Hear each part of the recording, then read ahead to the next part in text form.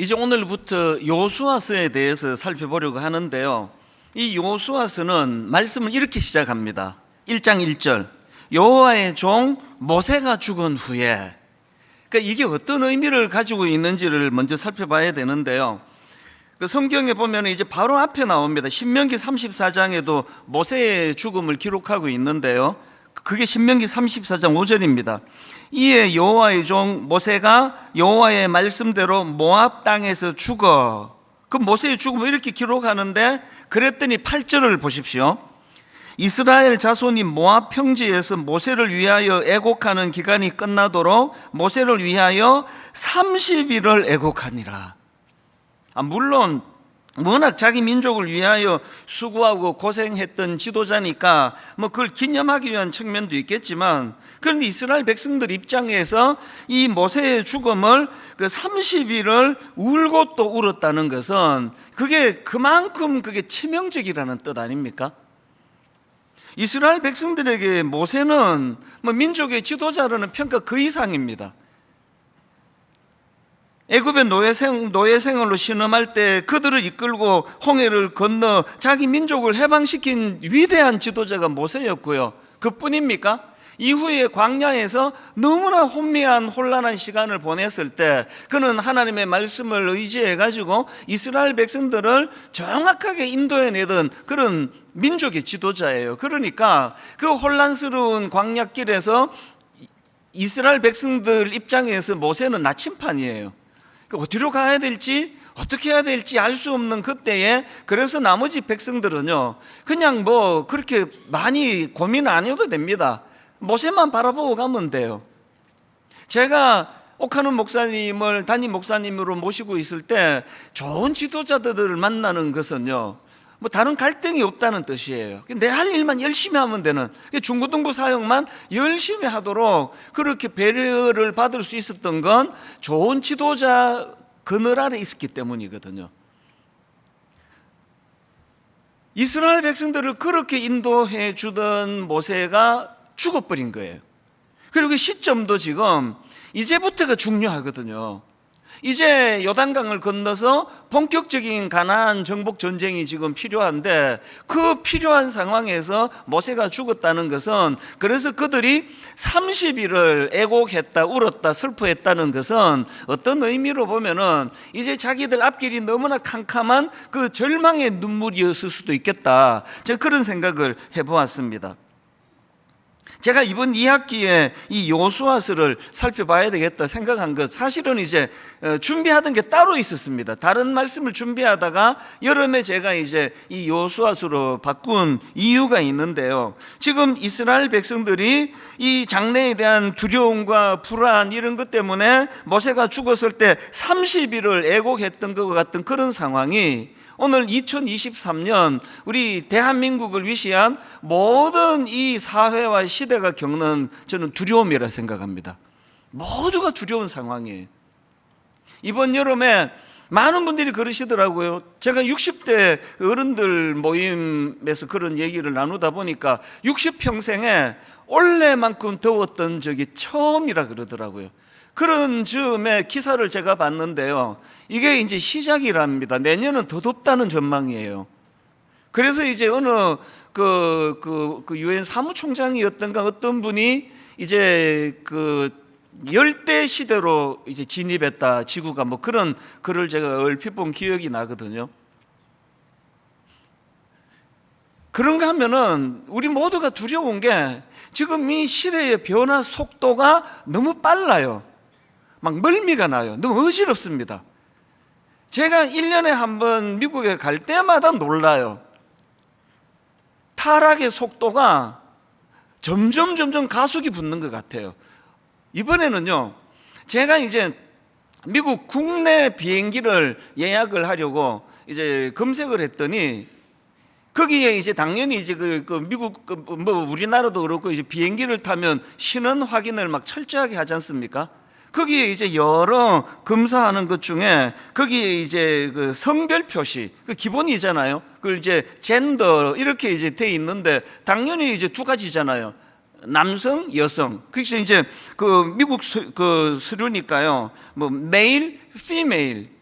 우리가 상식적으로 이제 이 성별이 두 개인데요, 이번에 보니까 성별이 네 개예요. 위에 두 개는 내가 이해가 되는데 메일, 피메일인데 밑에 이 두 개는 뭐지? 보니까 이렇게 돼 있더라고요. 그 맨 위에 이제 메일 그리고 괄호하고 이제 체크하게 돼 있고, 그 밑에 피메일 그래서 또 괄호하고 체크하게 돼 있는데, 그 아래에 보니까요 unspecified.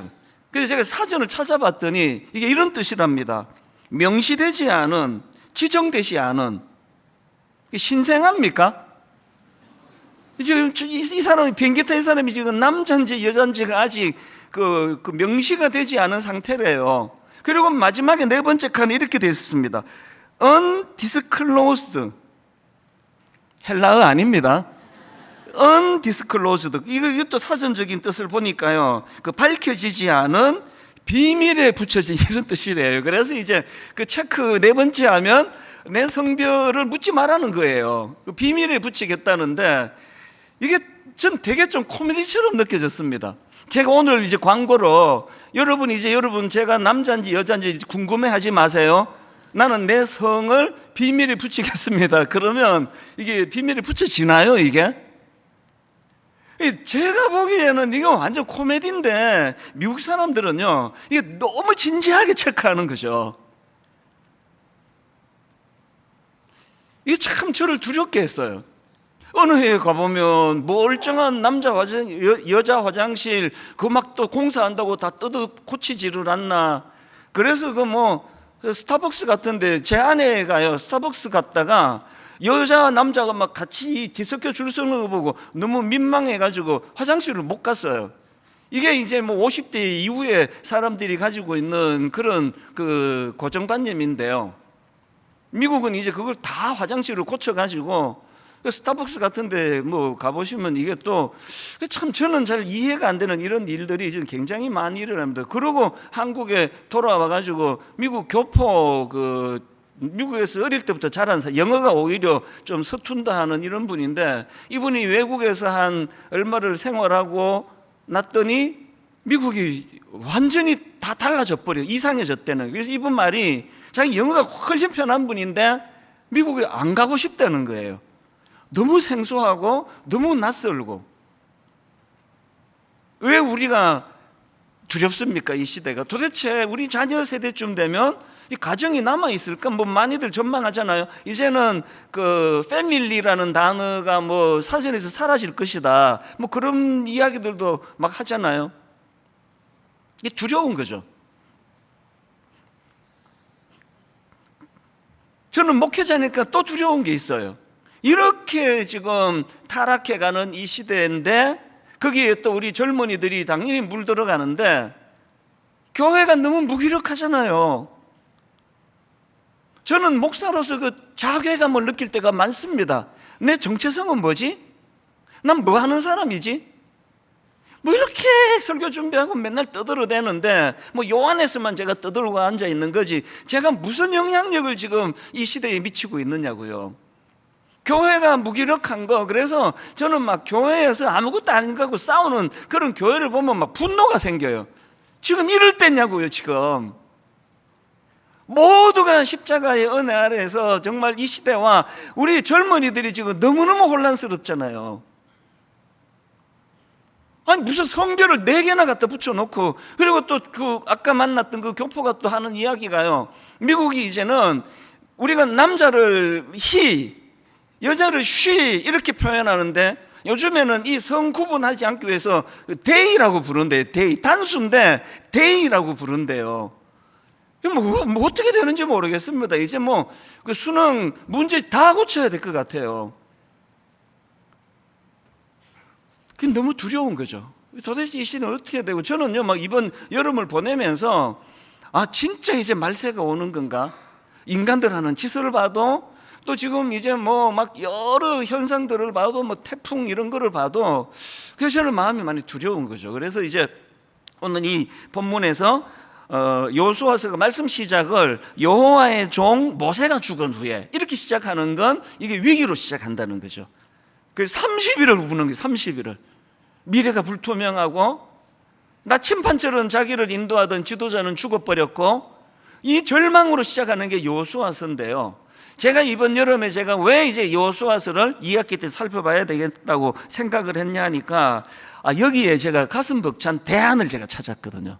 이 시대에 우리가 살아가야 될 대안을 오늘 1절, 2절 말씀만 가지고 제가 여러분과 나누고 싶은데요. 여러분 이 시대를 위기라고 인식하십니까? 그러면 하나님 주시는 대안에 우리가 집중해야 됩니다. 위기의 상황에서 하나님 주시는, 가르쳐 주시는 대안이 세 가지인데요. 첫 번째가 문제를 바라보는 시각 바꾸기입니다. 문제를 바라보는 시각을 바꾸어야 돼. 이걸 제가 부제로 내 스스로가 하나님의 시각으로 바꾸기 이렇게 적어봤거든요. 이게 무슨 뜻인지 제가 설명을 해드릴게요. 제가 이번에 이 말씀을 묵상하다가 굉장히 흥미로운 포인트 하나를 발견했는데요. 자, 여호수아서 1장 1절 2절을 한번 다시 보십시오. 여호와의 종 모세가 죽은 후에, 이거는 팩트예요. 상황, 죽은 거예요 그냥. 그래서 이제 여호와의 종 모세가 죽은 후에 여호와께서 모세의 수종의 눈의 아들 여호수아에게 말씀하여 이르시되, 그래서 30일 동안 우는 거예요. 절망하는 거예요. 그런데 하나님의 시각은 완전히 다른 거거든요. 2절이 이제 하나님의 시각을 반영했습니다. 2절에 보니까 하나님 이렇게 말씀하십니다. 내 종 모세가 죽었으니 이제 너는 이 모든 백성과 더불어 일어나 이 요단을 건너 내가 그들 곧 이스라엘 자손에게 주는 그 땅으로 가라. 세 번역으로 보면 조금 더 선명합니다. 나의 종 모세가 죽었으니 이제 너는 내가 그들에게 주는 땅으로 가라. 그 공동번역은 더 선명해요. 내 종 모세가 죽었다. 그러니 너는 이제 그 땅으로 가라는 거예요. 그러니까요, 인간의 시각으로는 모세가 죽었는데 어떡하니? 모세가 죽었지만 그 땅으로 가야 되는데, 이게 인간의 시각이 힘들지만, 근데 하나님은 시각이 달라요. 오히려 내 종 모세가 죽었다. 그러니 이제 너는 내가 너희들에게 주겠다냥 그 땅으로 가라는 거거든요. 무슨 뜻입니까? 모세가 죽은 것에 대한 하나님의 시각은 걸림돌이 없어졌다는 느낌이에요. 이제 너희들 핑계대지 말고 이제 약속의 땅으로 가라는 거거든요. 이 뭘 의미할까요? 지금 이스라엘 백성들에게 있어서 모세의 죽음은 이게 부정적인 단절이에요. 그래서 30일을 울죠. 단절되면 안 되는 건데, 그런데 놀랍게도 하나님의 시각은 모세의 죽음이 그 단절이 맞는데 그게 긍정적인 단절이래요. 이 과거와의 결별인 거예요. 핑계대지 말고 이제 갈 수 있다, 가라. 그 말씀을 주시는 거거든요. 이게 민수기 13장하고 전 연결이 되더라고요. 민수기 13장에 보면은 이제 가나안을 앞에 놓고 가데스 바네아라는 곳에서 12명의 그 정탐꾼을 보내잖아요. 샅샅이 뒤지고 와서 10명이 부정적인 반응을 해요. 이만저만한 부정적인 반응이 아니고 우리 죽었다는 거예요. 우리 메뚜기고 우리 못 이기고, 이 마치 하나님이 죽은 것처럼 그렇게 보고를 했어요. 절망이라는 거죠. 여호수아와 갈렙 두 사람만이 무슨 소리냐, 하나님이 주시마 약속한 땅인데 우리 이길 수 있다. 그런데 항상 이게 다수결이 위험해요. 10대 2니까 모든 백성들이 절망했습니다. 그리고 하나님을 원망하고 모세를 원망하고 우리 옛날로 돌아가자, 과거로 돌아가자, 애굽으로 돌아가자 그랬을 때 하나님이 분노하시며 취한 조치, 명령이 그게 민수기 14장 29절입니다. 너희 중에서 20세 이상으로서 계수된 자, 곧 나를 원망한 자 전부가 여분네의 아들 갈렙과 눈의 아들 여호수아 외에는 내가 맹세하여 너희에게 살게 하리라는 땅에 결단코 들어가지 못하리라. 모세의 죽음을요 여러 각도로 조명해 볼 수 있지만 저는 이 각도로도 조명해 볼 수 있다고 생각을 합니다. 모세는 나이로 봐서 그가 잘못하고 그가 나쁘고 이런 게 아니라, 모세는 나이로 봐서 하나님께서 규정 지으셨던 연령에 해당되지 않습니다. 이 각도로 보면 모세는 9세대예요. 저는요 은퇴식도 안 하고 끝내기를 마음먹었다는 이야기를 수없이 여러분께 말씀드리고 그걸 저에게 다짐을 해요. 그리고 어느 날 제가 사라지면 그냥 없어진 줄 아세요. 제가 그렇게 자꾸 이야기하는 이유는 제가 이제 점점 막 목회를 막 엉망으로 만들고 실패해서가 아니라 그냥 거기까지가 내 역할이기 때문이에요. 은퇴할 수밖에 없는 건 내가 9세대가 되기 때문이거든요. 하나님의 시각이 뭐라 그랬죠? 하나님의 이런 시각으로 보면은 모세의 죽음은 이스라엘 백성들에게 있어서 과거와의 단절이라는 거죠. 모세가 죽었잖아. 이제 니도 움직여야 된다는 거예요. 이 모세 개인에 대한 평가가 아닙니다. 그래서 제가 오늘 설교 제목을 내 안에 모세 죽이기 이렇게 제가 잡아봤는데요. 이 말은 제가 이렇게 의역할 수 있습니다. 내 안에 모세 죽이기가 뭐냐? 내게 익숙했던 과거와의 단절해라는 거예요. 과거와의 단절. 그래서 요즘 저희 구호는요, 빌립보서 3장 12절입니다. 내가 이미 얻었담도 아니요 온전히 이루었담도 아니라 오직 내가 그리스도 예수께 잡힌 바 된 그것을 잡으려고 달려가노라. 신앙은 항상 미래지향적이에요.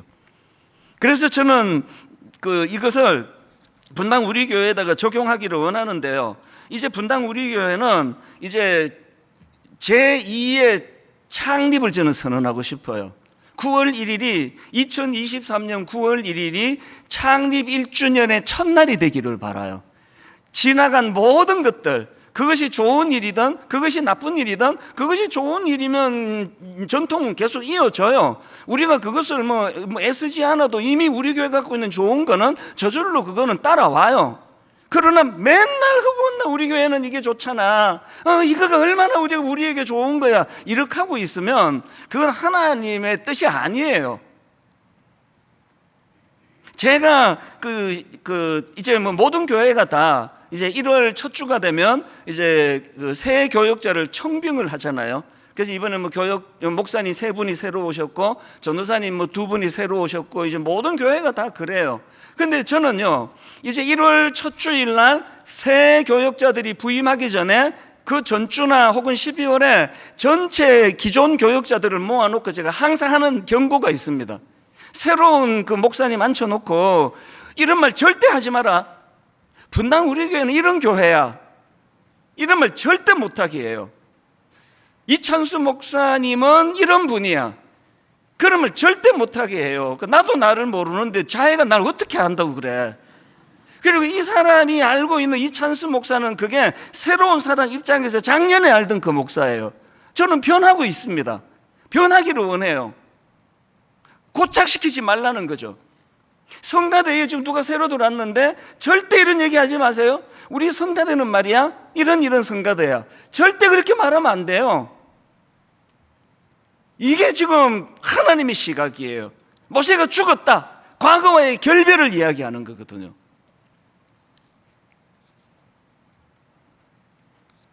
지난주부터 저는 가슴이 뜨거워요. 하나님 앞에 저는 여름 내내 제가 사모했거든요. 하나님 분당 우리 교회도 성장하기 원합니다. 그리고요, 사실 저는 분당 우리 교회에서 제 쓰임새가 1만 성도 파송 운동까지인 줄로 생각하던 적이 있었습니다. 그걸 비장했죠. 1만 성도 파송 운동이 잘 이루어지면 여기까지가 내 역할인가 보다. 그래서 한때는 이제 교회를 떠나면 어떻게 해야 되나? 이민교회를 내가 좀 살펴봐야 되나? 분쟁이 있는 이민교회를 내가 도와주고, 혹은 우리 전도대를 만들어 가지고 이제 그 지방을 순회하면서 그렇게 이제 은퇴 1만 성도 파송 운동 이후로 분당 우리 교회를 떠나야 되나 고민을 많이 했거든요. 근데 여러분, 그걸 제가 마음대로 정하는 거 아니에요.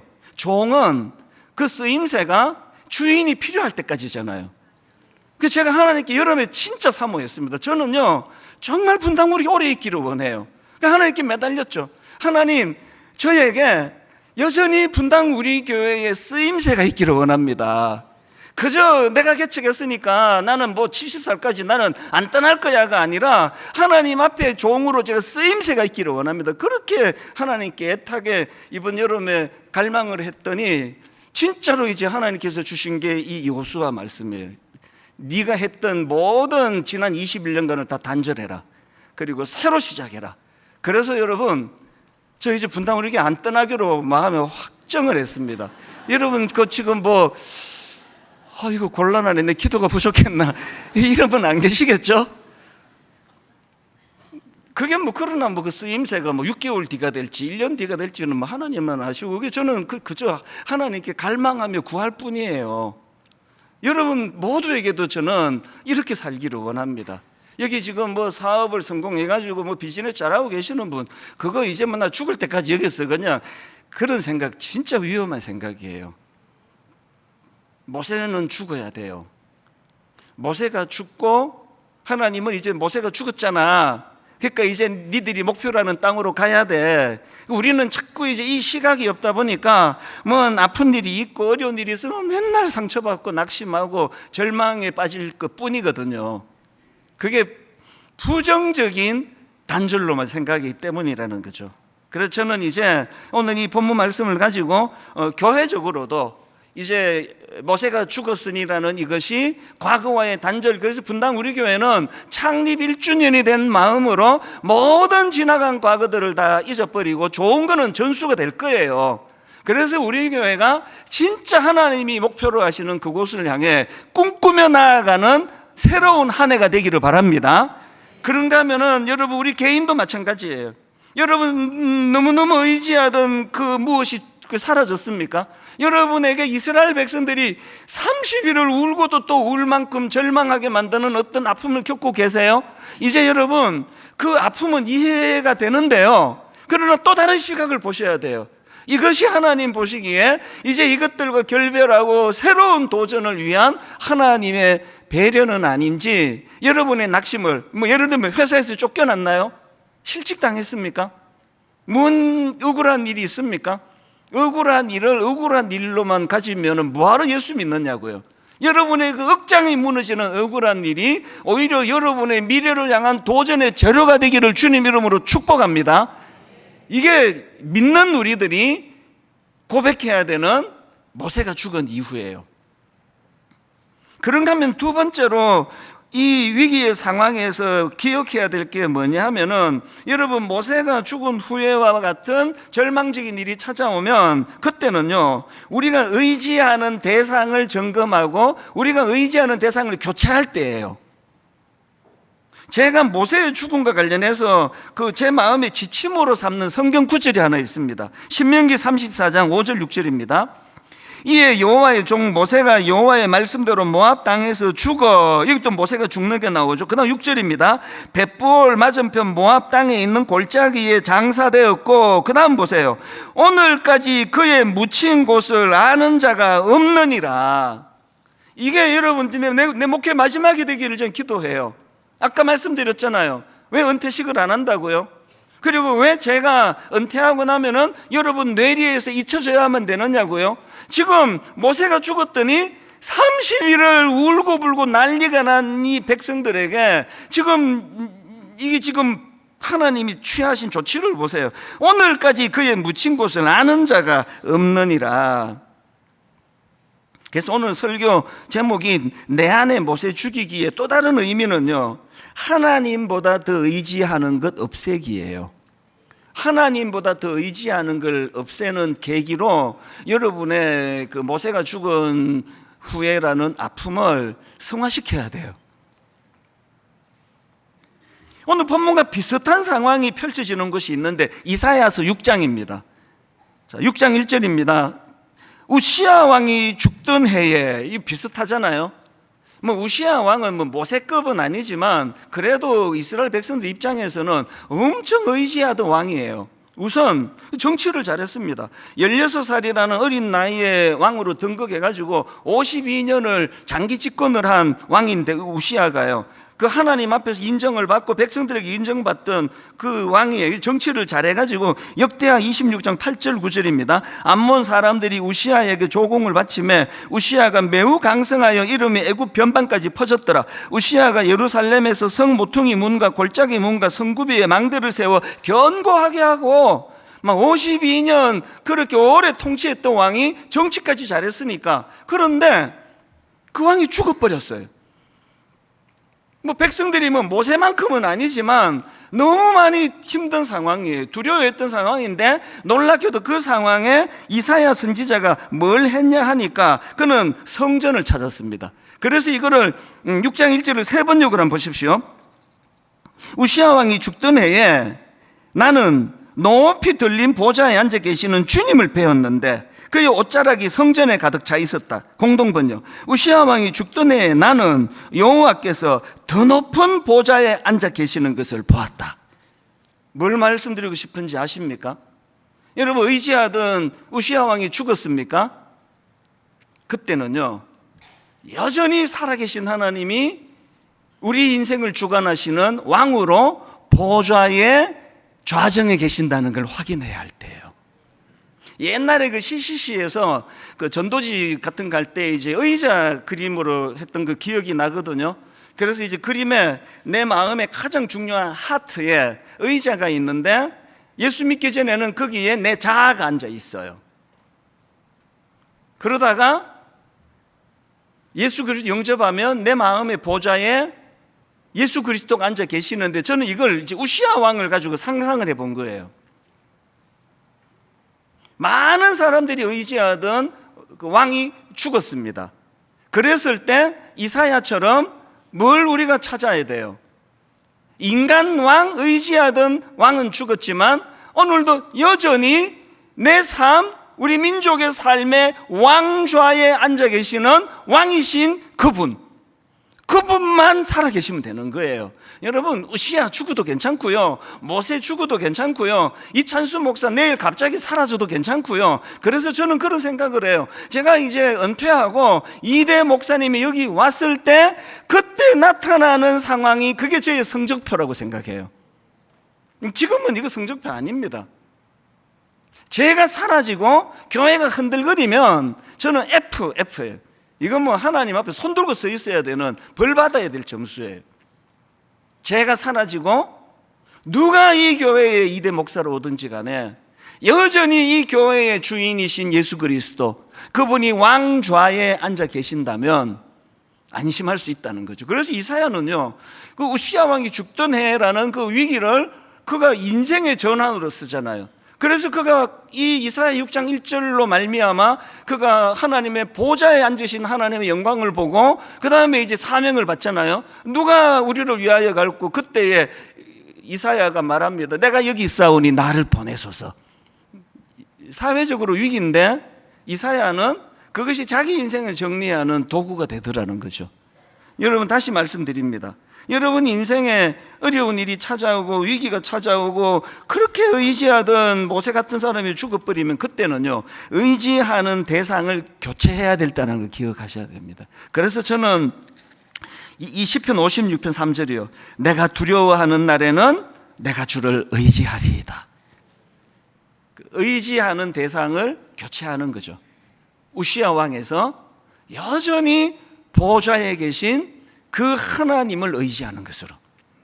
마지막 세 번째로요, 위기의 상황에서 주시는 대안이 하나 더 있는데요, 거룩 회복을 최우선 목표로 삼기예요. 자, 여호수아 1장 2절에 보니까 내 종 모세가 죽었으니 이제 너는 이 모든 백성과 더불어 일어나 이 요단을 건너 내가 그들 곧 이스라엘 자손에게 주는 그 땅으로 가라. 한번 따라해 보시겠습니까? 그 땅으로 가라. 그 땅으로 가라. 의지하던 모세가 죽은 것이 내가 더 이상 목표도 없고 막 살 거야. 나는 이제 목표 없어졌어. 이 명분을 주는 게 아니에요. 오히려 우리가 당하는 아픔이, 우리가 당하는 시련이, 우리가 의지하던 그 무엇이 사라지는 그 실패감이 오히려 이제 선명한 목표를 주는 거죠. 그 땅으로 가라. 모세가 죽었다. 근데 여러분, 여기에서 그 땅의 의미가 뭔지를 내가 살펴드리고 싶은 거예요. 그 김회권 교수님이 쓰신 책에 보니까요, 이 여호수아서에 나오는 가나안 정복 전쟁의 그 의미를 굉장히 매력적으로 표현했더라고요. 그 가나안 정복 전쟁의 의미를 이렇게 표현했습니다. 가나안 정복 전쟁은 창조주 하나님의 땅 소유권을 찾기 위한 권리 투쟁이래요. 원래 그 땅이 하나님 거잖아요. 그런데 그 당시 가나안 땅에는 하나님께 저항하고 불복종하는 악한 세력들이 그 땅을 차지하고 있었는데, 하나님 입장에서 보면은 그들은 잔인하고 음란함으로 그렇게 자기들도 해치고 이웃을 학대하던 악한 자들이에요.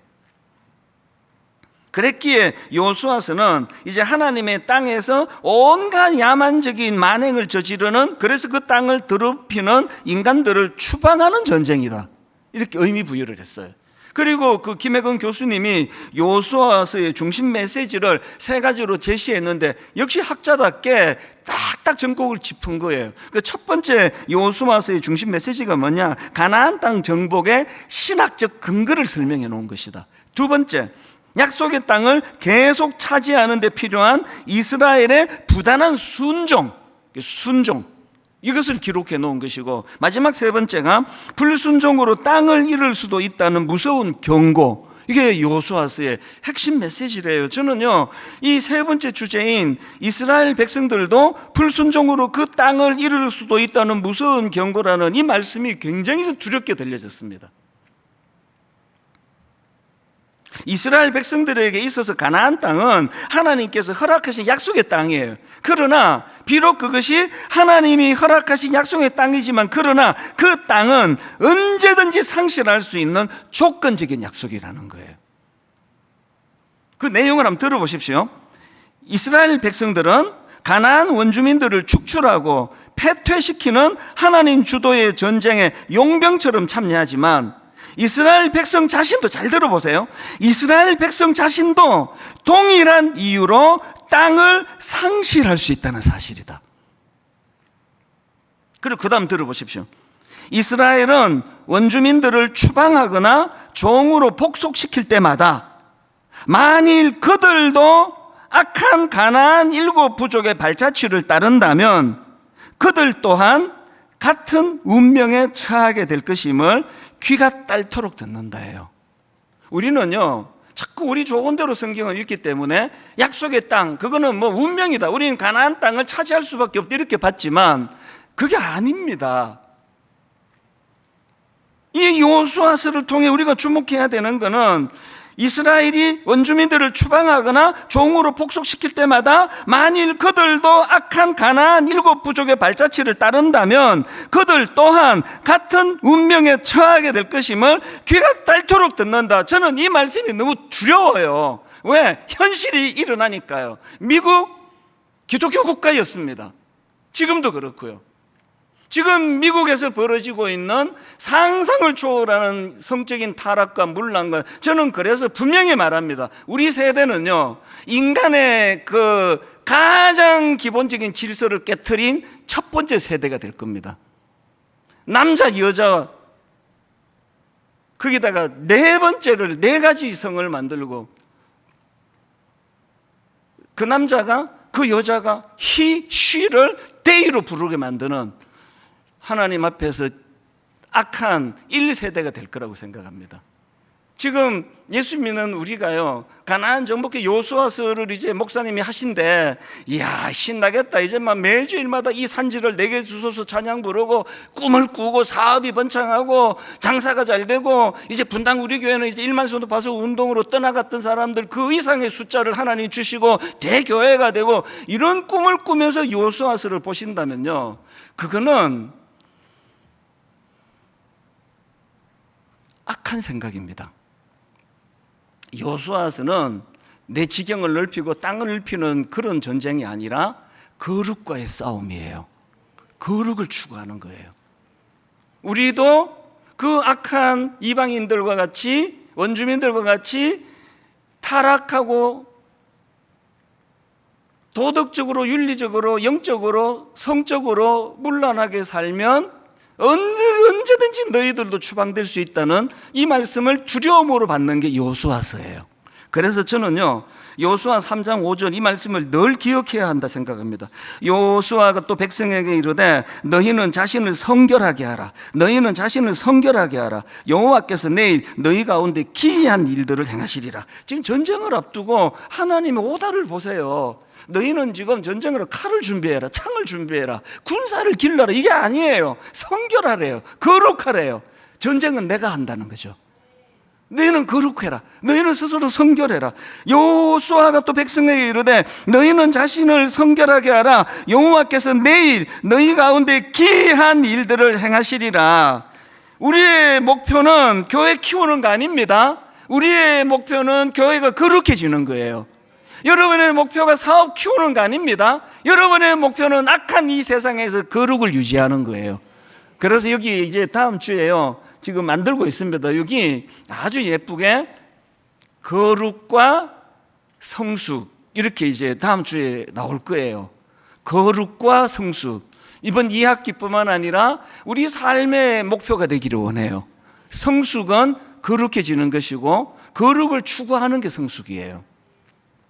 저는 오늘 말씀의 결론을 내리면서 이 이야기만 드리고 싶은데요. 제가 이번 여름에 그 휴스턴에 있는 서울 침례교회라고 소그룹으로 정말 훌륭한 교회예요. 뭐 우리 순장님들도 뭐 어디 가도 제가 자랑하는데요. 이 휴스턴 서울교회의 그 순장님들은 우리식으로 말하면 제가 뭐 이게 감당이 안 돼요. 이게 어떻게 가능하지 이게? 그래서 제가 이제 이번에 그 부흥회를 가면서 담임 목사님한테 부탁했습니다. 저를 부흥회 강사로 생각하지 말고 여기 배우러 온 그런 사람으로 좀 해서 좀 가르쳐 달라 그랬어요. 그리고는 이제 그가 너무너무 고맙게도 그 담임 목사님과 사모님이 너무나 따뜻하게 그렇게 우대해 주셨는데요. 그 담임 목사님 사모님의 언니가 우리 교회 성도였어요. 지금은 이제 일반성도 파송 운동으로 순종해서 가셨는데 그분이 이제 우리 교회의 성도님이셨기 때문에 제가 이제 한국에 돌아오자마자 고맙다고 동생 사모님이 너무 과분하게 잘해주셨다고 인사하려고, 저도 이제 언제 한번 우리 권사님 식사로도 대접하고 싶은 마음입니다. 인사하려고 전화를 했는데요, 제가 이 뜻도 잘 못 전했어요. 왜냐하니까 이분이 막 너무 우시는 거예요.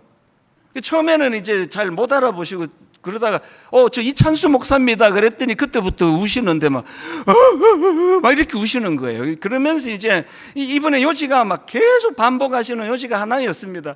목사님 걱정하지 마시오. 걱정 안 하셔도 됩니다. 우리 29교회로 가가지고 지금 잘 견디고 있습니다. 우리끼리 지금 너무 지금 그 성숙을 위하여 애쓰고 있습니다. 목사님 하나도 걱정하지 마세요. 막 엉엉 울면서 이런 이야기를 하는 거예요. 걱정하지 마시라고. 목사님 원하시는 거 하고 싶은 대로 하고 그렇게 목회하시라고. 우리 걱정은 하지 마시라고 막 엉엉 우시는 거예요. 전화를 끊고요, 뭐 좀 막 이렇게 얼떨떨해졌는데요, 그 다음날 새벽에 제가 많이 울었습니다. 왜 그러셔야 돼요 그분이? 하나님이 제게 다시 사명을 주셨어요.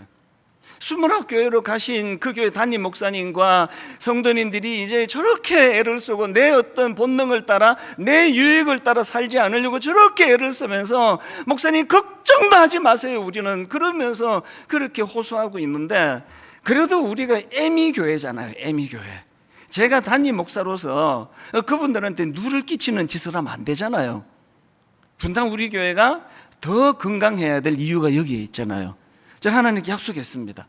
하나님 우리 29교회로 가신 성도님들에게 진짜 부끄럽지 않은 교회가 되도록, 부끄럽지 않은 목사가 되도록 성숙을 꿈꾸며 나가겠습니다. 지난주 말씀드렸죠. 여호와 이레, 하나님이 예비하시는데요, 여호와 이레의 정점은 예수 그리스도세요. 그분의 십자가가 여호와 이레세요. 그분은 의지하고 이제 여러분 거룩을 향하여, 성숙을 향하여 꿈을 꾸며, 이게 남아있는 저와 여러분의 사명이에요.